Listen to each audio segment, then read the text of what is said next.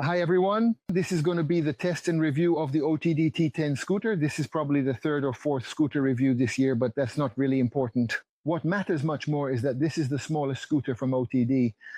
By smallest, I mean that this scooter has the lowest performance since it has a 500 watt motor with a peak output of 900 watts, while the next models have 1200 and 1400 watts of peak power, but I'll talk more about that later. In terms of size, and by the way, this scooter is actually bigger than the next one, the S10, which you can find reviewed on my channel. I tested that one last year. In this video, we'll follow the usual routine. First, unboxing and assembly. Then I'll show you the scooter from the outside, talk a bit about the specifications, and finally, I'll share my experiences and discuss the riding characteristics. In other words, what it's like to use the scooter. Let's jump right into the unboxing. With this scooter, there's a bit more assembly required than with an average scooter, as you might expect, because you have to attach both the handlebar stem and the handlebars themselves. These parts come detached. The rear fender is removed. We have to screw it back on too. What's also unusual or interesting about this whole thing is that the manufacturer hasn't put the stickers on the scooter. We have to apply the stickers ourselves. And right here, I have to make a very, very serious critical remark because the included stickers are simply catastrophically bad, completely unusable. So I decided not to put the stickers on this scooter. If you want to, and you buy it and want to put the stickers on, go ahead and give it a try. I just left it alone. Other than that, there really isn't anything else to assemble on the scooter. As I mentioned, the only extra step is that not only do you have to screw on the handlebars, but also the handlebar stem. It really doesn't take much longer. Oh, and one more thing is the index, the back index. You have to screw that on as well, but that's pretty much it. The brakes were set up perfectly for me. I didn't have to do anything with them. The tire pressure was also just right straight out of the box, so I didn't have to deal with that either.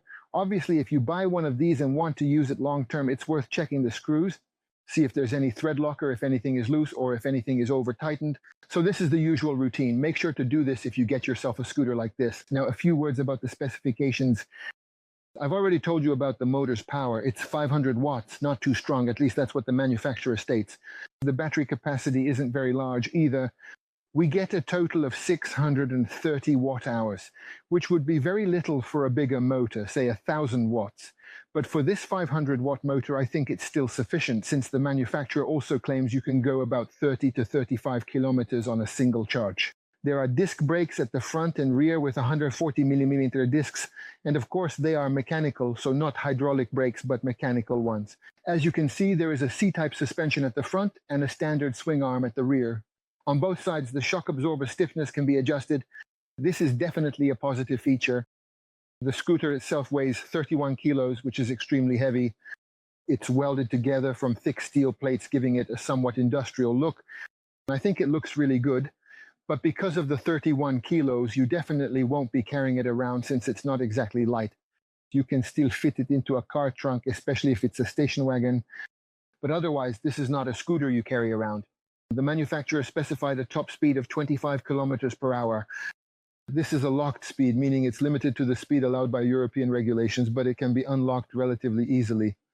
All you have to do is simply turn the key while firmly holding the brake lever, and then press the throttle 3 times in quick succession to successfully unlock the speed lock. After that, in theory, you should be able to go at speeds of over 40 kilometers per hour, or even a bit more, depending on the conditions. I managed to do it myself as well, but I'll talk about that later. That's it for the specifications. So now I'll show you what the scooter looks like from the outside, what I like about it and what I don't like, because unfortunately there are some things I don't like too. Let's take a look at what this device looks like. As you can see, as I mentioned, we're talking about a relatively large, monstrous piece of equipment. It's very important to note that the manufacturer has put 11-inch wheels on the machine, which is extremely, extremely rare in this category, in this performance class, and at this price point. I definitely welcome this feature because with 11-inch wheels, the scooter is much less prone to accidents than with smaller, say, 8-inch wheels. It has off-road pattern tires, but the treads aren't too deep, so you can easily ride it in the city on asphalt as well. It's not too noisy. The grip is relatively good. There's no problem with that. Despite the large size and weight, the width of the footboard isn't actually that big. In the end, I can fit on it just fine with my size 44 or 43.5 feet, but even so, I definitely wouldn't call it large. Fortunately, the heel support is quite sizable, so people with bigger feet will also be able to fit on it. As I mentioned, there are disc brakes at the front as well as, of course, at the rear on the other side. It's very important to note that we get turn signals. I'll show you these because they're actually, to be honest, quite well made. As you can see, it has a running light, it doesn't blink, but even so, I think this is a turn signal that's placed in a relatively good spot. It's clearly visible from a car as well, since it's not blocked by the footboard like on most scooters. What is terrible, however, is the light that ended up down here. You probably won't even be able to see it, in my opinion. This here is the light. It should be shining red here, and well, it technically does light up, but no, not really. And this is also the brake light, and if I pull the brake, you'll see that, well, this one is just as useless, honestly. So if anyone actually notices this light or the brake light from a car, I'll kiss their hand. The front light, however, is absolutely usable since we get a dual beam headlight, and what's interesting about it is that it can shine with either white or yellow light depending on whether you use it during the day or at night. Both are perfectly usable, and the light itself illuminates quite well. The kickstand is also very good. It's quite large and the scooter doesn't want to tip over. The only drawback of this kickstand is that even when it's folded up, it still hangs down quite a bit. So if, for example, you jump off a higher curb, there's a chance that this metal part could catch on the curb. And in that case, you're going to take a really nasty spill. Now let's move on to something that simply drove me crazy. This rubber cover they put on the swing arm. The thing is, nothing is actually holding this rubber cover in place. These little rubber tabs are just hooked onto the swing arm. These are supposed to keep it in place. The manufacturer probably realized that this simply wouldn't be enough on its own, so they decided to add a double-sided adhesive strip in order to further reinforce the swing arm. Needless to say, the adhesive strip is carefully applied to this extremely thin rubber edge, and that's what's supposed to hold this entire structure in place, just like this, as you can see. In my opinion, this is simply an incredibly dangerous thing. I can't even put it back with one hand. It's extremely hazardous. I just don't understand who came up with this and how they could have designed it so stupidly and foolishly. What I can suggest is that if you buy a scooter like this, at the very least, use a zip tie to fasten this rubber part to the swing arm. Because if it falls off while riding and the wheel pulls it in, that's not just an accident, it's life-threatening. So this is a really bad thing. What I really like, though, is that we finally got a properly made rear fender. We got a metal fender with 4 proper screws, all securely fastened into metal threads. So this, on the other hand, will never break in its lifetime. It's like it was taken off a tank or something. Overall, as far as the body of this scooter is concerned, it seems absolutely good to me, and it's also really great to use, but I'll talk more about that in a moment. What I haven't shown yet are the controls and the handlebar. On the left side, we find the switch cluster that allows us to change the speed setting between 1 and 3. Here we find the lamp's toggle switch, which lets you choose between yellow or white light. Here we find the lamp's switch, which allows us to turn it on or off. Here in this section, we find a turn signal switch. As you can see on the dashboard, it clearly indicates whenever the turn signal is on, and there is also a small mechanical bell attached to it, which actually makes a sound. On the other side, there is a voltage display, which shows you exactly how many volts are left in the battery at any given moment, providing important information for monitoring the battery status and ensuring you are always aware of the remaining power.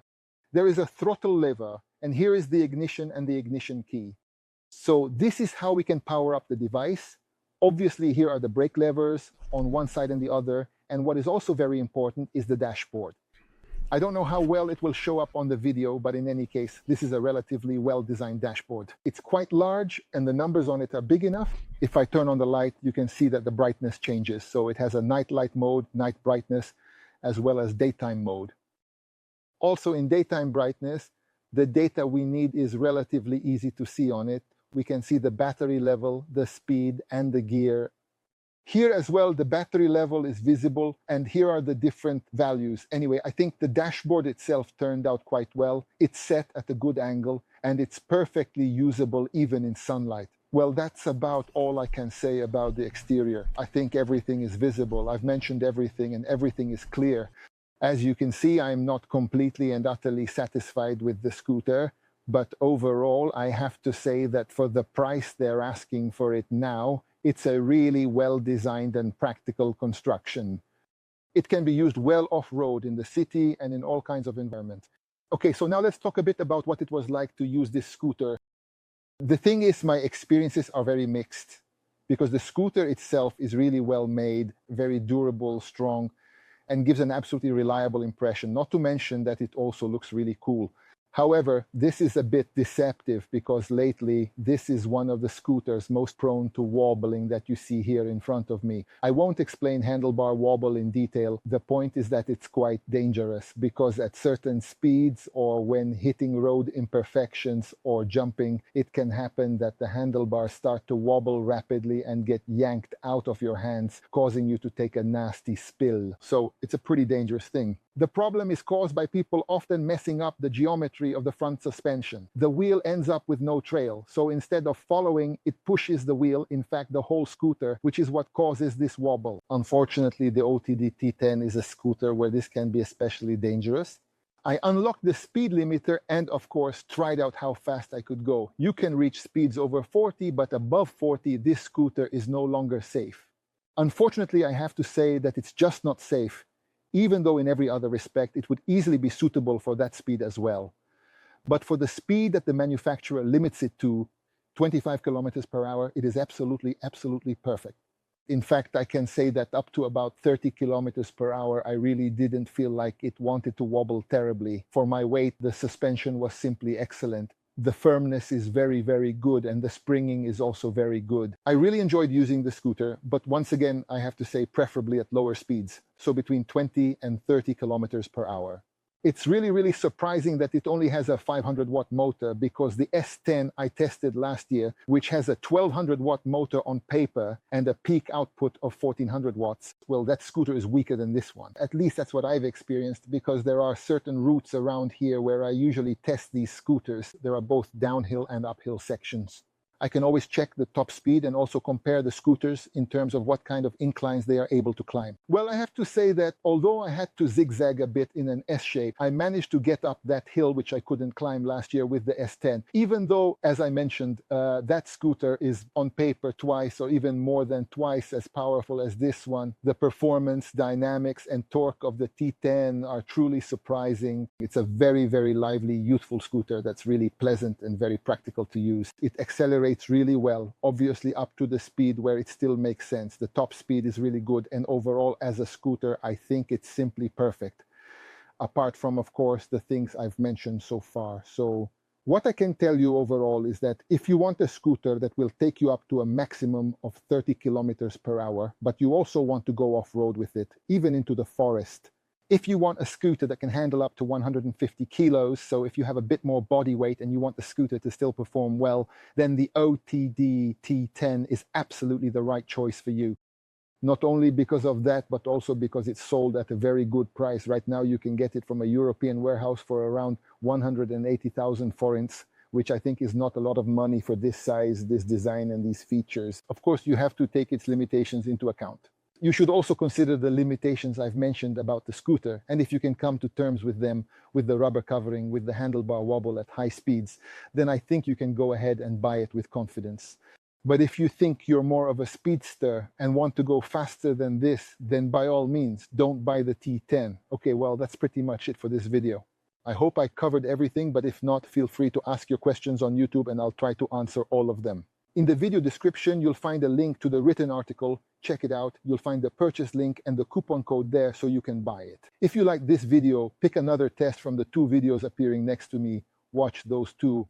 And of course, subscribe to the channel if you enjoyed the video, because very few of you are subscribed. Take care, look after yourselves, enjoy the fact that good weather is finally here, and I'll be back soon with another scooter test. Bye.